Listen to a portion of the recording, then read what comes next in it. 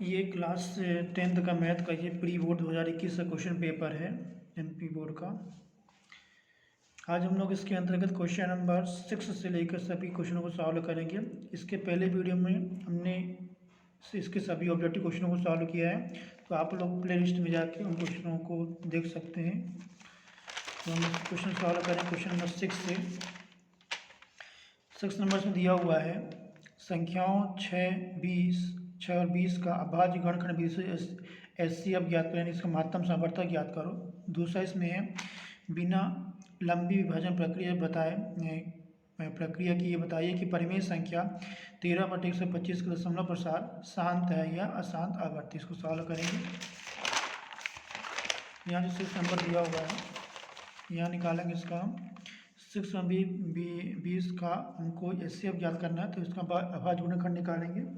तो 6 का हो जाएगा 2 से डिवाइड करेंगे, 2 3 6, 3 एकम 3। इसी प्रकार 20 का निकालेंगे, 2 एकम 2 और 2 पंचे 10, फिर 5 एकम 5। तो देख रहे हैं 6 का जो गुणनखंड है 2 और 3 है, 20 के 2 गुणे 2 गुणे 5 है, तो दोनों में जो कॉमन 2 है तो 2 इसका जो हो जाएगी HCF हो जाएगा। मतलब जो सभी संख्या में जो कॉमन रहेगा वो HCF होता है।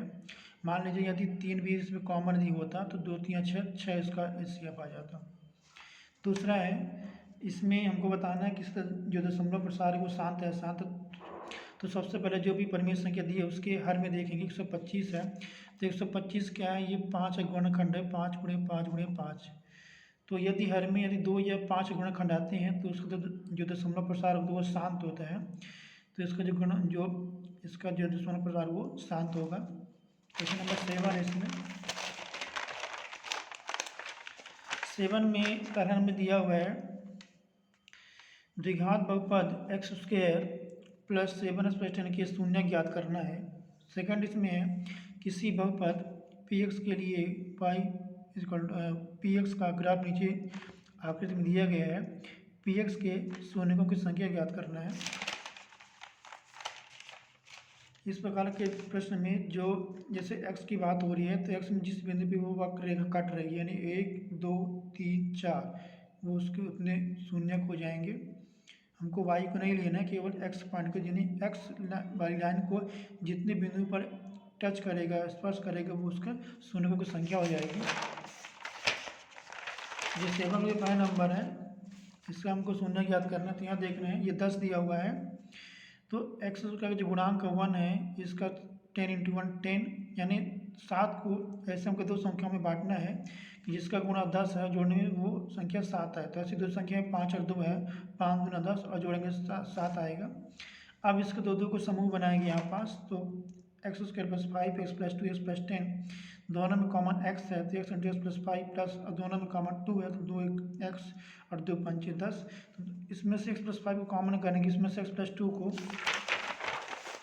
इसके बाद इसको 0 के बराबर करेंगे, यहाँ हो जाएगा x + 5 = 0 या x = -5, या x + 2 = 0 या x = -2।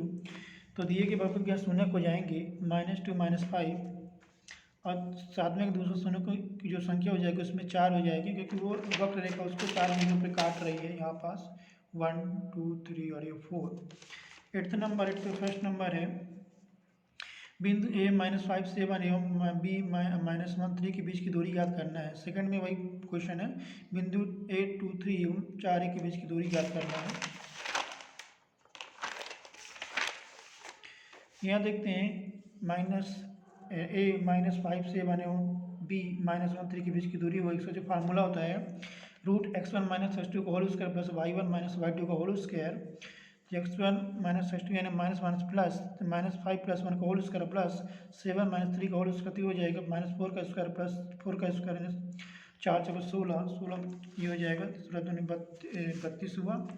और इसको जब इसका वर्गमूल निकालें तो इसका मान आ जाएगा 4√2। इसको हम अभाज्य गणखंड 20 इसका वर्गमूल निकाल सकते हैं। ऐसे निकालते हैं 32 का 2 से डिवाइड करेंगे, 2 एकम 2 2 छक्का 12 2 8 16, फिर 2 चौको 8, फिर 2 दूना 4, फिर 2 एकम 2। तो यहाँ देख रहे हैं 2 2 का समूह बन रहा है, तो इससे 2 निकालेंगे, इससे 2 दूना 4, इसका नहीं बना तो करनी के अंदर ही संख्या रहेगी, यानी 4 करनी 2 इसका मान हो जाएगा। सेकंड में वही ज्ञात करना है 2√3m/4 के बीच की दूरी याद करो, तो इसी फार्मूले को 10 में अप्लाई करें तो इसका जो मान आएगा 2√2 इसमें आ जाएगा। क्वेश्चन नंबर इसमें 9 है। एक पासे को एक बार फेंका जाता है, एक अभाज्य संख्या प्राप्त करने की प्रायिकता याद करो। इसी में सेकंड है, यदि p = 0.05 तो e नहीं होने की प्रायिकता क्या होगी। इसमें देखिए आएंगे, पहले n = 6 है और e = यहाँ दिया और 2, 3, 5 दिया हुआ है,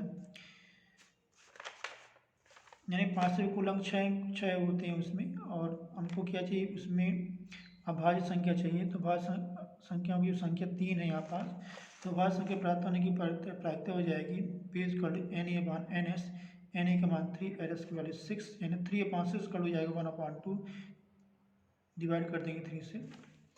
इसमें सेकंड नंबर जिसमें है p 0.05 दिया है और pe0 की वैल्यू फाइंड करना है, तो इसको 1 से माइनस कर देंगे तो हो जाएगा 0.95। इसको ऐसे घटा सकते हैं, इससे 1 है 2 0.05, 10 से 5 है 5, 10 से 9 और ये 0.95 इसका वैल्यू आ जाएगी।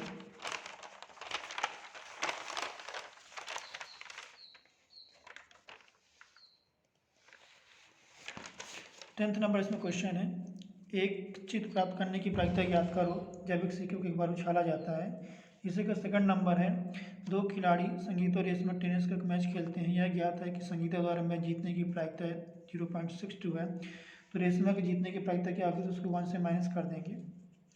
और पहले नंबर में क्या करेंगे, क्योंकि सिक्के पर जो संभावना होगी या तो हेड आएगा तो टेल आएगा, तो 2 संभावना होगी, और हमको क्या चाहिए, इसमें चित आने के लिए हेड आने की प्रायिकता चाहिए, तो हेड एक ही बार है तो 1/2 उसका मान आ जाएगा। यहाँ देखते हैं कि ns = 2, यानी कुल 2 संभावना होगी, या तो हेड आएगा तो टेल आएगा, और हमको हेड चाहिए यानी चित्त चाहिए तो उसका 1 हो जाएगा, तो एक चित आने की प्रायिकता हो जाएगी, जो हमको संभावना चाहिए वो टोटल उसके 1/2 आ जाएगा। में संगीता द्वारा मैच जीतने की जो प्रायिकता होगी 0.62 है, तो रेशमा की जीतने की प्रायिकता होगी, जब इसको 1 से माइनस करेंगे तो इसका जो रिजल्ट आएगा 0.38 इसमें आएगा। 11th नंबर इसमें है, यदि tan = 4/3 तो sin तथा cos ज्ञात करो। इससे का सेकंड नंबर है, मान ज्ञात करना है 2 tan² 45 degree plus cos² 30 degree minus sin² 60 degree, इसका मान ज्ञात करना है। tan a का मान 4/3 है, इसे एक डायग्राम बना सकते हैं, ABC ये लंब है, ये कर्ण आधार है, तो जो tan का जो अनुपात होता है लंब बटे आधार 4/3, तो ये भुजा ज्ञात करने के लिए क्या करेंगे, इसको हम पाइथागोरस प्रमेय से लंब का स्क्वायर धन आधार का स्क्वायर ये होता है कर्ण के स्क्वायर के बराबर होता है, तो 4 × 16 और 3 × 9, यदि हम इसको करते हैं AC² करते हैं, इसका रूट नहीं लगाएंगे, इसमें हम AC² = 4 AB² + B² यानी 4 का स्क्वायर प्लस 3 का स्क्वायर यानी ये हो जाएगा 25, और इसका जो वर्गमूल है कि हो जाएगा 5 हो जाएगा। यानी हमको यहाँ साइन यानी लंब बटे कर्ण यानी 4/5 आ गया, और कॉस यानी आधार बटे कर्ण 3/5 इसका मान आ गया। इसी में से सेकंड नंबर है 2 tan² 45, tan 45 की जो वैल्यू होती है 1 होती है, 1 का स्क्वायर 1, और cos 30 की वैल्यू होती है √3/2 इसका स्क्वायर, और sin 60 की जो वैल्यू होती है √3/2 इसका स्क्वायर करेंगे तो 2 + 3/4 हो जाएगा, -3/4 ये कैंसिल हो जाएगा, तो पास वैल्यू बचेगी 2 बचेगा यहाँ पास। इसी में जो 12th नंबर है, 12th में उस बिंदु के निर्देशांक याद करना है जो बिंदुओं -1, 7 और 4, -3 को मिलाने वाली रेखाखंड को 2:3 के अनुपात में विभाजित करता है।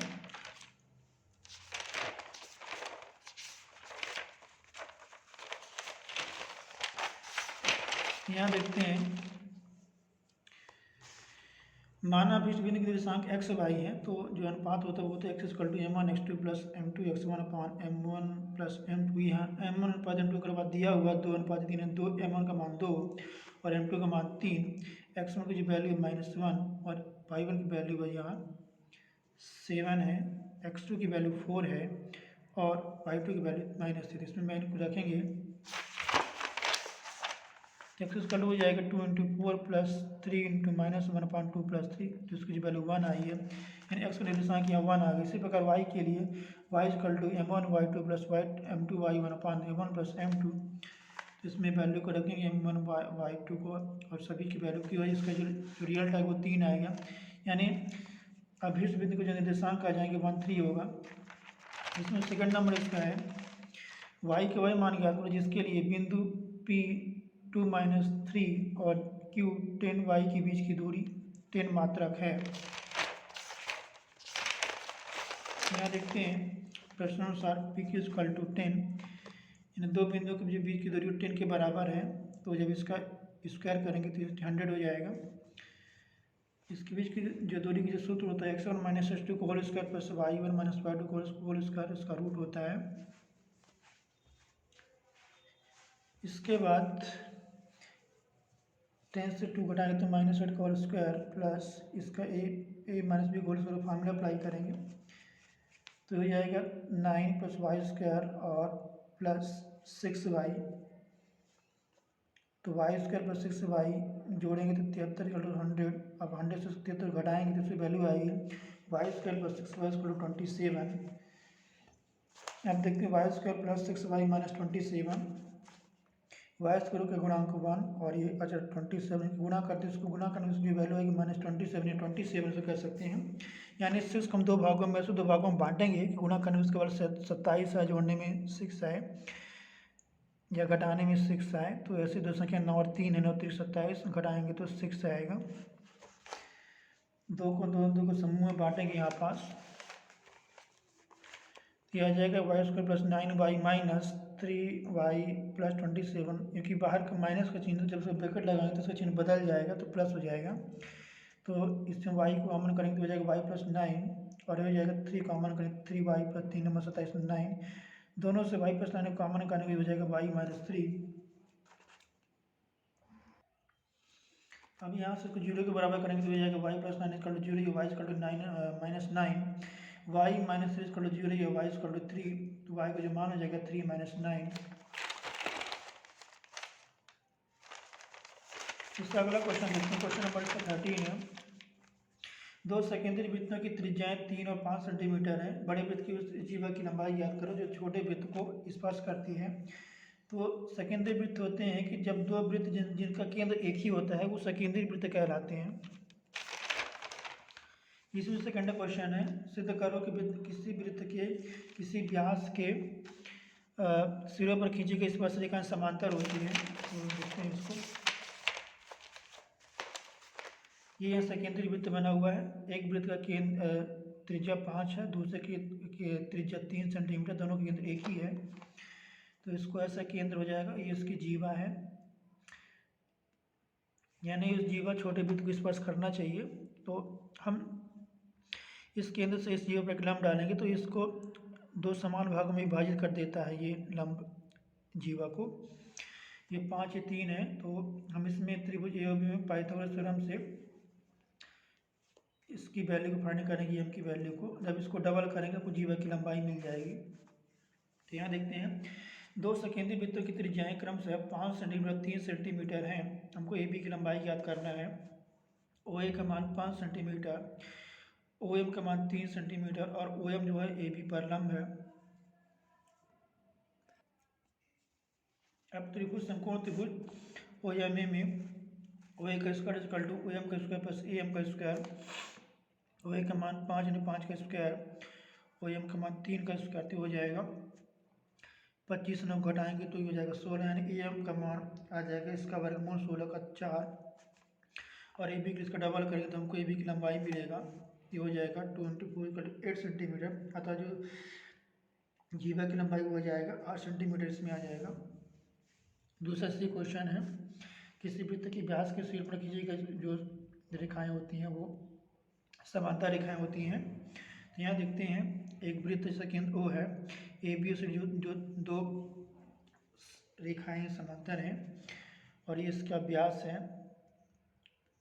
एक्स वाई के दो बिंदु हैं, ओ एक्स जो है ए बी पर लंब है या angle B X over B 90 degree equal होगा, इक्वेशन फर्स्ट। इसी प्रकार ओ वाई जो सी डी पर लंब है या एंगल डी वाई बराबर भी 90 डिग्री के इक्वल होगा, इक्वेशन फर्स्ट। इक्वेशन सेकेंड,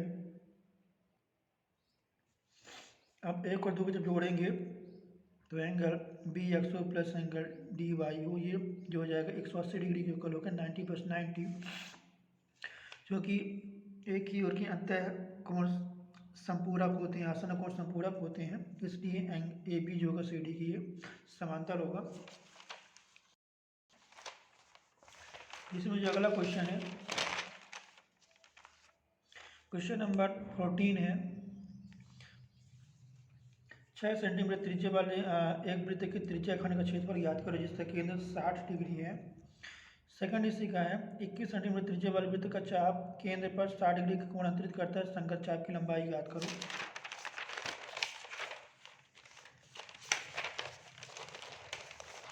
पहला क्वेश्चन है त्रिज्या, उसमें 6 सेंटीमीटर दिया हुआ है, कोण दिया हुआ 60 डिग्री, तो वृत्त के त्रिज्या खंड का जो क्षेत्रफल का जो सूत्र होता है वो होता है pi r square theta upon 360 degree. तो इसमें आर का मान है 6² और थीटा 60 डिग्री, सॉल्व करेंगे तो हो जाएगा पाई इंटू 36 से 5 6 यानी 6 पाई सेंटीमीटर स्क्वायर इसका ये क्षेत्रफल आ जाएगा, त्रिज्या खंड का क्षेत्रफल। सेकंड नंबर में दिया त्रिज्या 21 सेंटीमीटर है, केंद्र पर अंतरित कोण 60 डिग्री है, कुछ संगत चाप की लंबाई ज्ञात करना, तो उसका जो फार्मूला होता है 2 पाई आर थीटा अपान 360 डिग्री, तो 2 इंटू पाई इंटू आर का मान 21, थीटा का मान 60, इसको सॉल्व करेंगे तो इसका जो रिजल्ट आएगा 7 सेंटीमीटर पाई सेंटीमीटर, इसका ये संगत चाप इसमें लंबाई आएगी। इसमें जो अगला क्वेश्चन इसका है 50 नंबर है,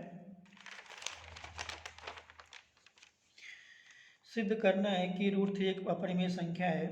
इसी का सेकंड नंबर दर्शाइए कि 3√2 एक अपरिमेय संख्या है।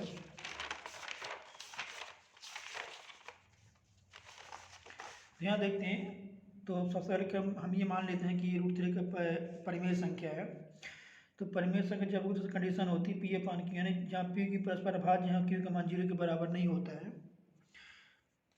तो इसका स्क्वायर करेंगे तो हो जाएगा 3 = इसका रूट हट जाएगा, तो 3 = p² अपान q², फिर q² से मल्टीप्लिकेशन करने तो हो जाएगा p² = 3q²। अभी देख रहे हैं कि जो p² है 3 से विभाज्य है, तो क्योंकि p² 3 से विभाज्य है तो p भी 3 से विभाज्य होगा। अब क्या करेंगे, p² 3 हम एक संख्या मान लेते हैं। यहाँ ध्यान देने के यदि यहाँ 7 आएगा तो हम 7m करेंगे, और यदि यहाँ 5 है तो हम यहाँ 5m ही लिखेंगे। अब इसका स्क्वायर करेंगे तो हो जाएगा 3m का स्क्वायर 3q², यानी यहाँ ये आ जाएगा 9m² 3q², 3 कैंसिल दिया बजाएगा 3m² q², यानी q² जो है 3 से विभाज्य है तो q भी 3 से विभाज्य होगा, जो कि इस परिकल्पना का विरोध करता है कि p की परस्पर अभाज्य है, अतः √3 एक अपरिमेय संख्या है। सेकंड है, हमको ये बताना था कि 3√2 एक अपरिमेय संख्या, जबकि हम यह सिद्ध करेंगे कि पहले इसको मान लेते हैं कि 3√2 एक परिमेय संख्या है, तो 3√2 = p अपान q, इसको लिखेंगे हम 3 को डिवाइड कर देंगे तो 2 = p अपान 3q, जहाँ p की पूर्णांक है 3 भी एक पूर्णांक है, तो क्योंकि p अपान 3 की परिमेय संख्या है, तो जबकि बाएं पास जो है कि एक परिमेय संख्या है जो कि इस परिकल्पना का विरोध करता है कि रूट क्या है ये √3√2 एक परिमेय संख्या है, ये 3√2 एक परिमेय संख्या आता है, 3√2 एक अपरिमेय संख्या है। यदि ये परिमेय संख्या तो दोनों परिमेय संख्या होती। इसी में अगला क्वेश्चन है, क्वेश्चन नंबर 16 इसमें है, द्विघात बहुपद 4x² - 4x + 1 के शून्य ज्ञात करो और शून्यकों तथा गुणांकों के बीच संबंध की सत्यता की जांच करो। इसी में दूसरा है, एक द्विघात बहुपद ज्ञात करो जिसके शून्यकों का योग 1/4 और गुणनफल -1 है।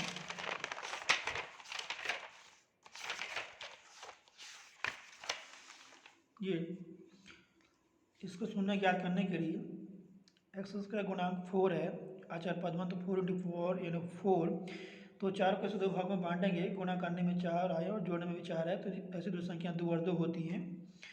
तो दो दो का समूह बनाएंगे यहाँ पास, तो 4x² माइनस 2x ब्रैकेट लगाए तो ये माइनस प्लस से माइनस हो जाएगा।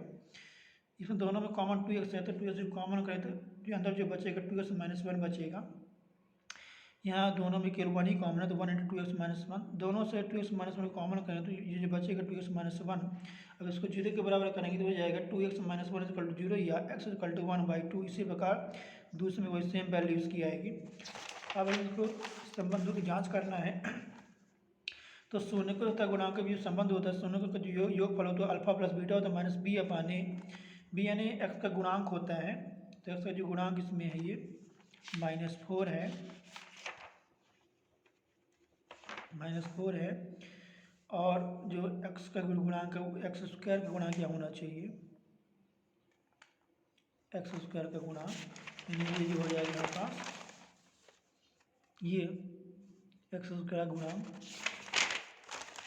तो इसका मान 1 आया तो इसको जब प्लस करेंगे 1/2 इसका मान भी 1 ही आएगा, यानी 2/2 यानी 1।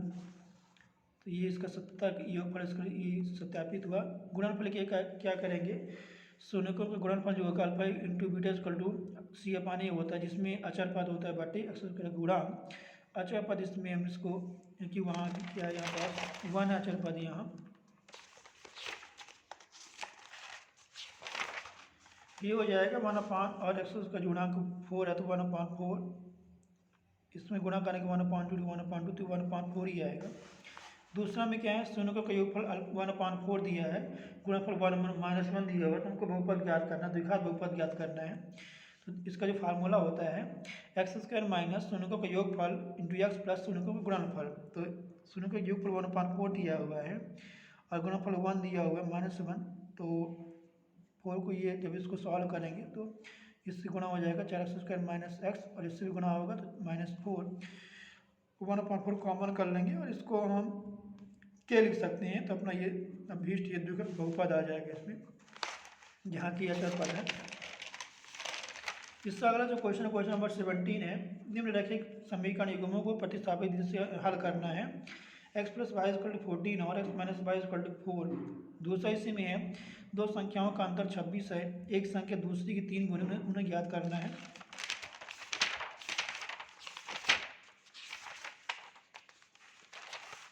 तो जो समीकरण दिए हुए हैं x + y = 14, x - y = 4, इसको सॉल्व करेंगे तो हो जाएगा y कैंसिल हो जाएगा, तो 2x = हो जाएगा 14 4 18, 18 में 2 का भाग करें तो 9 आएगा, x की वैल्यू यहाँ 9 आ गई। अब इस वैल्यू को हम 1 में रखेंगे तो हो जाएगा 9 + y = 14, 14 से 9 को माइनस करेंगे तो 5 आएगा। अतः हम x और y के मान क्या आ जाएंगे, x = 9 और y का मान 5 आएगा।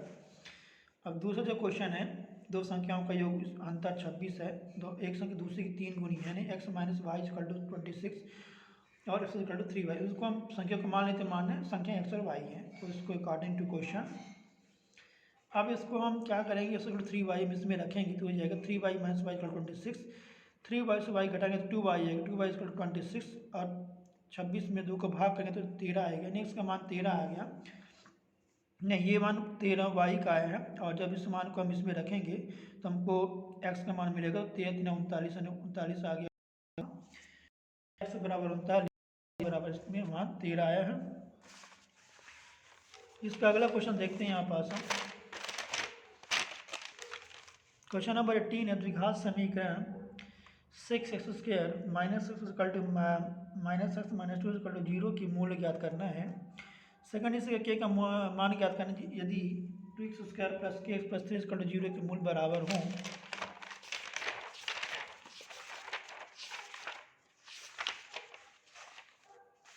यहाँ देखते हैं पहला नंबर, इसके मूल ज्ञात करेंगे तो यहाँ इसके लिए क्या करना है अपने को कि x² गुणांक 6 है, अचर पद 2 है, इनको गुणा करें 6 दूना 12, यानी यहाँ ऐसी दो संख्याएं लेंगे जिसे गुणा करने में उसका मान 12 है, घटाने जोड़ने में उसका मान 1 आए।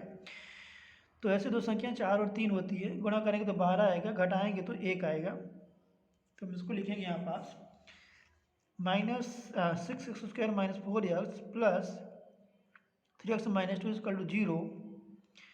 तो दोनों में जो कॉमन है 2x कॉमन है, तो 2x कॉमन करें तो अंदर बचेगा 3x - 2। इसी प्रकार दोनों में 1 केवल कॉमन है तो 3x - 2 बचेगा। दोनों से 3x-2 कॉमन करें तो अंदर बचेगा 2x+1। अब इसको 0 के बराबर करेंगे तो 3x-2 0 या 3x=2 या x=2/3। सेकंड में करेंगे 2x+1 0 या 2x=-1 या x=-1/2। ये आ जाएगा x=-1/2। अगला जो क्वेश्चन है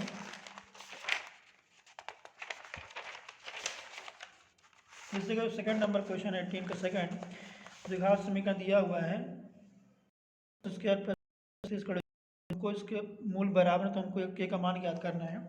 हम इसके मानक समीकरण ax² plus bx plus c = 0 जो समीकरण होता है ax² plus bx plus c = 0 ये द्विघात समीकरण का मानक समीकरण होता है। इसकी तुलना करेंगे तो a 2 आएगा, b k आएगा और c यहाँ 3 आएगा। तो जब मूल बराबर होंगे तो b² - 4 0 होता है, तो इसकी वैल्यू क्या रखेंगे तो k² - 4 × 3 यानी k² - 24 0 या k² 24 इसका वर्गमूल निकालेंगे तो हो जाएगा x +-2√6। अतः k का जो मान होगा यहाँ 2√6 होगा या +-2√6 यहाँ होगा। अगला जो क्वेश्चन इसमें है 90 नंबर।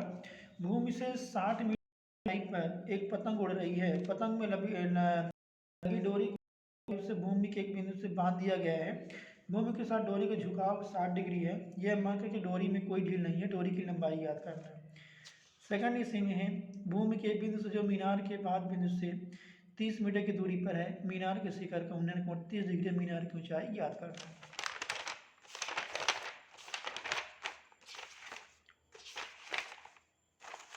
यहाँ देखते हैं पहला नंबर जो है एक ऐसा डायग्राम बनाएंगे, यानी 60 मीटर की ऊंचाई पे एक पतंग उड़ रही है। तो इसको एक त्रिभुज बनाएंगे ABC, जिसकी जो डोरी है L इससे बंधा हुआ है। इसमें एकदम टाइट ये डोरी है इसमें। तो हम इसमें क्या करते हैं, जब भी हमको इसमें डोरी की लंबाई ज्ञात करते हैं साइन का फॉर्मूला अप्लाई करेंगे। तो त्रिभुज ABC में जो हो जाएगा साइन 60 = AB यानी 60 दिया AB/AC यानी कर्ण, तो 60/L। अब गुणा करेंगे तो हो जाएगा, या फिर L को इधर ले जाएं और इसको इधर गुणा करें तो 2/√3 हो जाएगा, यानी हो जाएगा 6 दूना 12 यानी 60 × 2/√3 तो 6 दूना 120/√3। अब √3 का आंसर हम गुणा कर देंगे तो इसका रूट हट जाएगा तो हो जाएगा 120√3/3। अब गुणा भाग कर देंगे 120 में 3 का 3 × 4 = 12 40√3 मीटर ये डोरी की लंबाई आ जाएगी। फिर सेकंड नंबर इसमें है ये मीनार की ऊंचाई याद करना है। तो मीनार की ऊंचाई मान लेते हैं हम h है और इसकी एक बिंदु से इसकी जो दूरी है मीनार के आधार के 30 मीटर है। तो हम जब भी ऊंचाई कहते हैं तो tan का फार्मूला अप्लाई करते हैं। ये हो जाएगा त्रिभुज ACB में tan 30 = लंब बटे आधार इसका अनुपात होता है tan का, तो लंब h/30। और अब क्या करेंगे इसमें हम 30 को इधर ले जाएं तो 30/√3। अब √3 का आंसर हम गुणा कर देंगे। ऐसा गुणा हम इसलिए करते हैं क्योंकि हमको इसका रूट इसका हटाना है। तो 30√3/3 तो 30 को 3 से भाग करेंगे तो इसका मान आएगा 10√3 मीटर। ये हो जाएगी मीनार की ऊंचाई आ जाएगी। इसमें अगला जो क्वेश्चन इसका है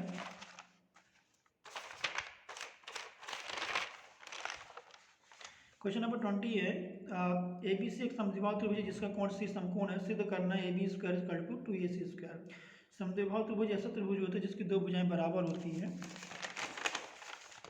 इसी का सेकंड नंबर है सिद्ध करना है समकोण त्रिभुज में कर्ण का वर्ग शेष दो भुजाओं के वर्ग के योग के बराबर होता है।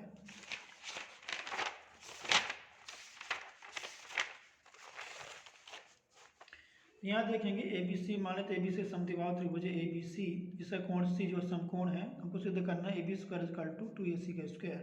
तो त्रिभुज ACB में एक कर्ण का स्क्वायर = लंब का स्क्वायर धन आधार का स्क्वायर, क्योंकि दोनों की AC का मान BC के बराबर है क्योंकि ये एक समद्विबाहु त्रिभुज है। तो हम BC को AC लिख सकते हैं तो 2AC² हो जाएगा, यानी AB² = 2AC² हमको सिद्ध करना था। सेकंड नंबर है हमको ये बताना है कि समकोण त्रिभुज में कर्ण का वर्ग लंब के वर्ग यानी उसके दो भुजाओं के वर्ग के बराबर तो वो सिद्ध करना है। तो यहाँ लिखेंगे पहले हम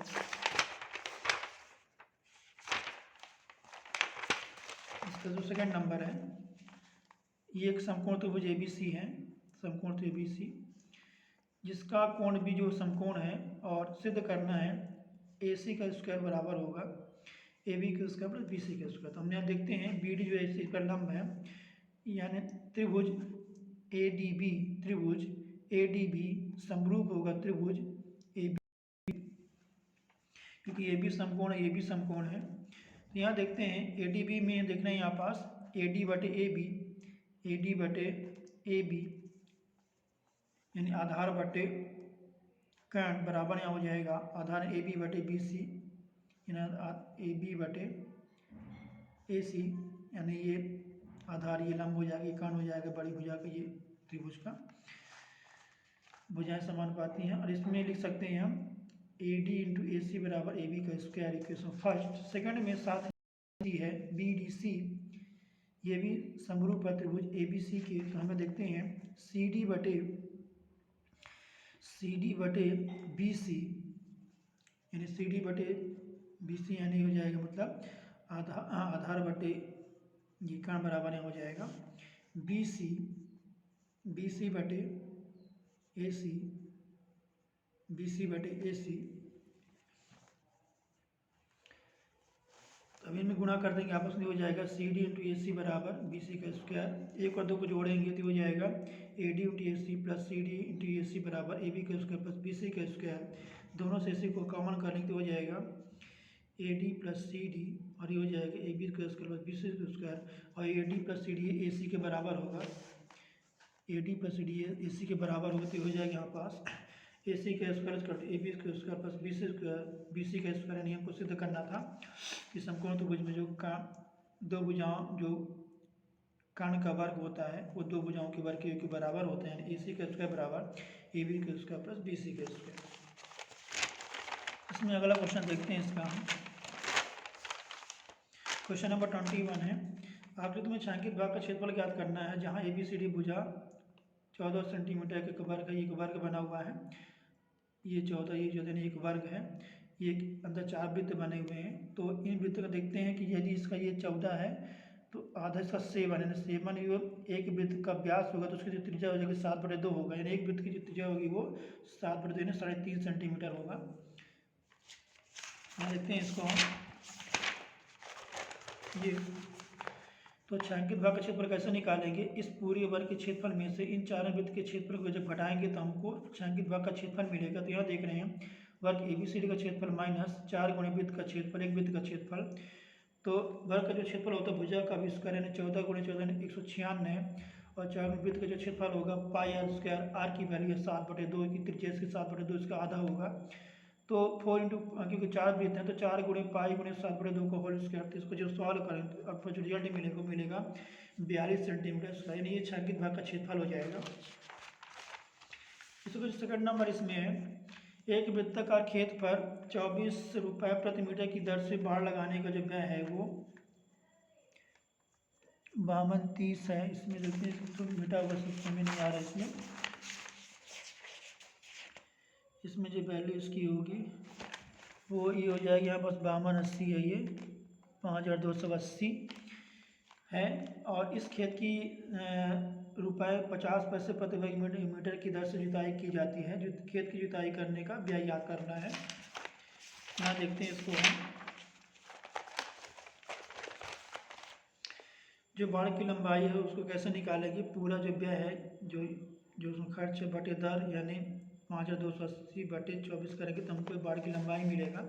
और खेत की परिधि क्या होगा वो दिया हुआ है ये हमने निकाला 220 मीटर। तो खेत की जो त्रिज्या है r है तो उसकी जो परिधि होगी 2 पाई r स्क्वायर 220, पाई का मान 22/7, 2 गुणे 22/7 गुणे r बराबर 220। 220 को 7 में गुणा करेंगे और 22 दूनी 44 का भाग कर देंगे तो हमको r की वैल्यू मिलेगी 35। और खेत हो जाएगा जो कि वृत्ताकार है 7 गुणे यानी 35 गुणे 35, तो 35 को 7 का भाग करें तो 7 पन्ना 35, अभी गुणा करें तो इसका मान आ जाएगा 110 गुणे 35। अब क्या बोल रहा है, एक मीटर इस खेत की जुताई का जो व्यय है 50 पैसे यानी 0.50 रुपीज़ है। तो खेत की जो जुताई का जो कुल व्यय आ जाएगा इसमें गुणा कर देंगे 50 पैसे का, तो इसको जो वैल्यू आ जाएगी यहाँ पास आ जाएगा 1925 रुपये कुल व्यय आ जाएगा। इसमें जो अगला क्वेश्चन है क्वेश्चन नंबर इसमें 22 है। AP एक समांतर श्रेणी है, 21, 18, 25 का कौन सा पद -81 है। इसी प्रकार जो सेकंड नंबर है इसी का AP 3, 8, 13, 18 का कौन सा पद 78, इसको सॉल्व करेंगे।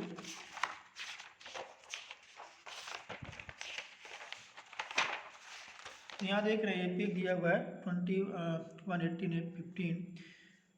तो हम मान लेते हैं n का पद -81 है, तो इसका जो प्रथम पद 18 और 21 होगा, और इसका जो सर्वांतर है यानी सेकंड से अगले से जब पहले घटाएंगे तो उसका हम d मिलता है, उसका सर्वांतर डिफरेंस मिलता है। तो 18 - 21 -3 आ जाएगा। और n का पद मानते हैं Tn = -81। तो इसका जो फार्मूला होता है n का पद का वो होता है Tn = a + n - 1 d। Tn -21 81 दिया हुआ है और a जो दिया प्रथम पद 21 दिया हुआ है, n - 1 को याद करना है n का मान, और d का मान -3। इसको सॉल्व करेंगे तो अपने पास इसका रिजल्ट आएगा वो आ जाएगा यहाँ पास 35, यानी इसका 35वां पद -81 होगा। इसमें सेकंड नंबर है AP का, मान लेते हैं उसका n का पद 78 है, तो प्रथम पद 3 हो जाएगा, d इसका 5 हो जाएगा। अगर 8 से 3 घटाएंगे Tn = 78 आएगा। इसमें मान रखेंगे Tn = a + n - 1 d। तो 78 = 3 + n - 1 × 5, तो ये हो जाएगा 3 + 5n - 5। 5 से 3 घटाएंगे -2 आएगा, दोनों 5 है, हम 2 को हम लेफ्ट में ले जाएंगे तो प्लस हो जाएगा, तो 80 हो जाएगा। 80 में 5 को भाग करेंगे तो इसका मान 16 आएगा, यानी इसका 16 पद 78 है। इसका अगला क्वेश्चन 23 नंबर है। tan थीटा सिद्ध करना। tan theta upon 1 - cot theta = cot tan theta upon 1 - cot theta plus cot theta upon 1 - tan theta = 1 + sec theta × cosec theta. Second इसमें सिद्ध करना है 1 + sec a upon sec a = sin square a upon 1 - cos a।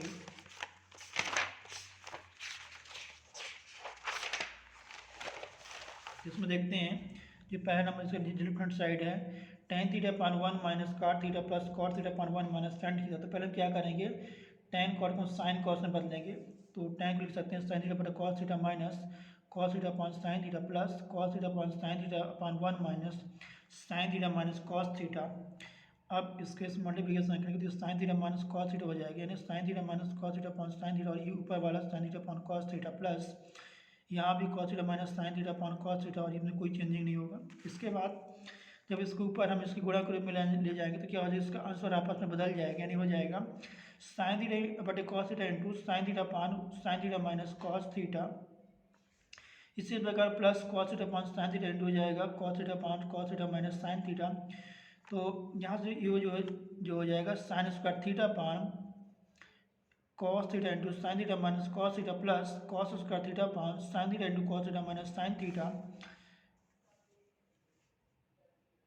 क्योंकि यहाँ एक sin theta minus cos theta, यहाँ cos theta minus sin theta, इसको हमको सेम बनाना। सेम कैसे बनाएंगे, जब यहाँ माइनस का मल्टीप्लिकेशन करेंगे, तो जब माइनस का हम मल्टीप्लिकेशन करेंगे तो हो जाएगा sin theta minus cos theta. अब यहाँ देखते हैं इसको हम दोनों का जो LCM यहाँ लिख सकते हैं sin theta minus cos theta into sin theta cos theta. तो यहाँ से sin theta minus cos theta और cos थीटा यहाँ से कैंसिल होगा, तो यहाँ sin थीटा बचेगा। इसका इसमें मल्टीप्लिकेशन करेंगे तो sin क्यूब थीटा हो जाएगा। इसी प्रकार sin theta minus cos theta into sin theta cancel होगा, तो यहाँ केवल cos थीटा बचेगा। तो cos स्क्वायर मल्टीप्लिकेशन करेंगे तो cos क्यूब हो जाएगा, यानी sin cube theta minus cos cube theta upon हो जाएगा sin theta minus cos theta into sin theta cos theta.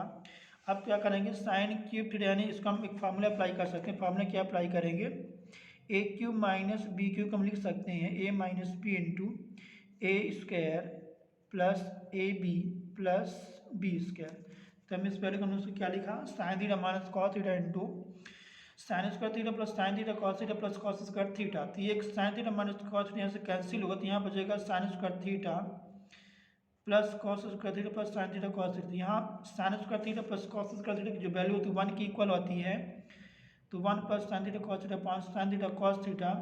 इसको अलग अलग कर लेंगे तो हो जाएगा 1 upon sin theta cos theta plus sin theta पान sin थीटा cos थीटा पाँच sin थीटा cos थीटा। तो ये आपस में कैंसिल होते 1 हो जाएगा, और 1 upon sin theta cos theta के इक्वल होता है, और 1 upon cos theta sec theta के इक्वल होता है। तो इसकी वैल्यू आ जाएगी 1 plus sec theta cosec theta equal to right hand side. यहाँ हम लिख सकते हैं यहाँ पास since sin square theta plus cos square value 1 की इक्वल होती है। इसका सेकेंड नंबर इसमें है, सीधे कहना था हमको इसमें 1 plus sec upon sec equal to sine square upon cos square, आप sine square upon 1 minus cos, इसका लेफ्ट साइड ले लेते हैं 1 प्लस सेक अपान 1 सेक, तो हम सेक कॉस में बदलेंगे तो हो जाएगा 1 प्लस 1 अपान कॉस से अपान 1 अपान कॉस से, तो हो जाएगा उसको प्लस हो जाएगी यहाँ पास मल्टीप्लिकेशन पहले होगा तो कॉस से प्लस 1 हो जाएगा अपान कॉस से, और नीचे 1 अपान कॉस से, कॉस से दोनों कैंसिल हो जाएगी, उसको ले सकते हैं कॉस से प्लस 1 अपान कॉस से। जब इसको हम इसे गुणा के रूप बनाएंगे इसका अंश और आपस में बदल जाएगी तो हो जाएगा कॉस से अपान कॉस से कैंसिल होते यहाँ बचेगा 1 प्लस कॉस से। अब हम क्या करेंगे, जैसे परिमेय करते हैं तो यहाँ हो जाएगा 1 माइनस कॉस से का आंसर हमें गुणा करेंगे तो 1 plus cos into 1 minus cos upon 1 minus cos से, तो 1 plus cos into 1 minus cos हो जाएगा 1 minus cos square upon 1 minus cos से, और हम 1 माइनस कॉस स्क्वायर को लिख सकते हैं साइन स्क्वायर, यानी हो जाएगा sine square upon 1 minus cos a, ये इसका राइट हैंड साइड हो जाएगा। इसके बाकी क्वेश्चनों को हम अगले वीडियो में कंप्लीट करेंगे। Thank you for watching video.